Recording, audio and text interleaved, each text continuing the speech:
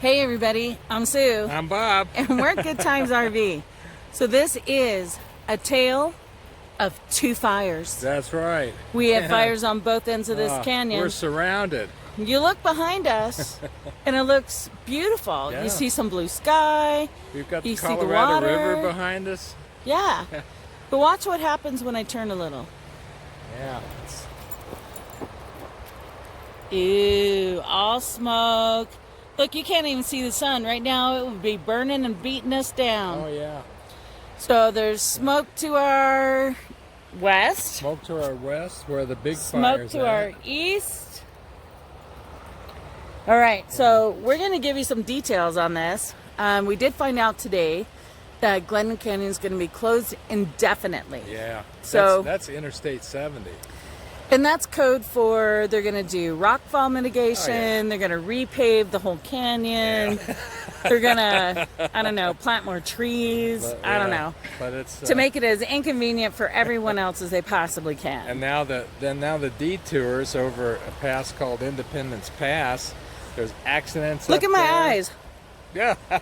Can you believe they actually sent RVs over Independence Pass? Because you're right on the shoulder. I mean, and there's no guardrail. So now they've had accidents up there. There's stalled semis. There all kinds of stuff. So it's closed down as a detour.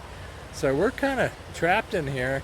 When we leave here on September 15th or so, 17th, we'll be headed straight west over to Utah or Arizona or something like that. So. Well, if New Mexico doesn't open up, we have to go to Utah. And then we got the COVID on top of everything else. So, and you're dealing with this stuff too. You know, it's not just us. So, we are going to include a little bit of some of the news and some of the written CDOT road closures and all of that in this video. But we want you guys to know we're at a campground that is sold out, no vacancies. Every night since we got here. That's right. And this is the first time we've had multiple sites open. We have people canceling because they can't get here. Yeah. Or the drive is way too long. Yeah. So if you're in Denver, I mean, they want to send you to Colorado Springs and get on 50 and head west to Montrose. Yeah, a 3-hour drive with the detours now is about 8-9 hours. Yeah. So it's just not worth it. You know? Yeah. So, with that being said, and there's ash all over everything. Yeah, it's raining ash. It's kind of falling like snow. It's kind of weird. Yeah, it is. It's very weird. But really we got some things to do on our days off since we don't have any attachments. Yeah. So there's going to be more videos coming. Yeah. This one's an update on the fires, though. Yeah. Totally impacting us as we speak. I think it's about over by Grand Junction. I think they said 4,000 acres and only 7% contained. And there's planes going over. I mean, they're trying as best they can to get this thing under control. Yeah. And helicopters with drop bags. Yeah, and just when they start to beat it down some, then we get some high wind, and that fires it up again. Yeah. So, kind of frustrating. It is. It is for everybody. Yeah. But we're going to let you go for now. We're going to add in some of the other details.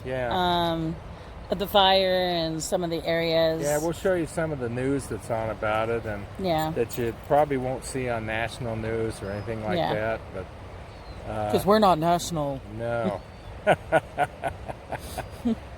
All right, so you guys, you know what time it is. Mama needs a cocktail time. Yeah. All right. From the Colorado River in Colorado. I'm Sue. I'm Bob. And we're Good Times RV. We'll see you guys soon. Grizzly Creek Fire, which right now is burning just east of Glenwood Springs. We'll have the latest on today's fire weather concerns, and I-70, which remains closed for 4th day.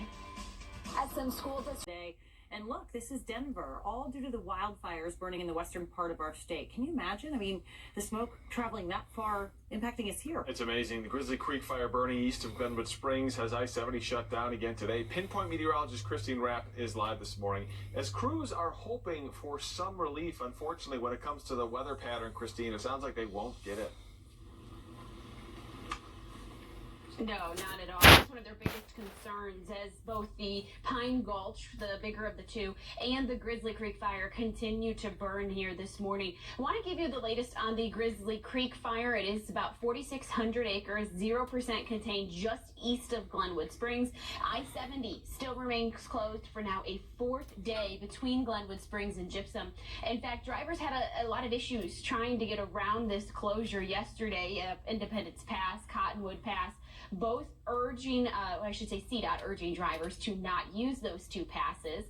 As for those that are trying to rely on Google Maps to get around some of the issues, well, they found themselves definitely off the beaten path yesterday.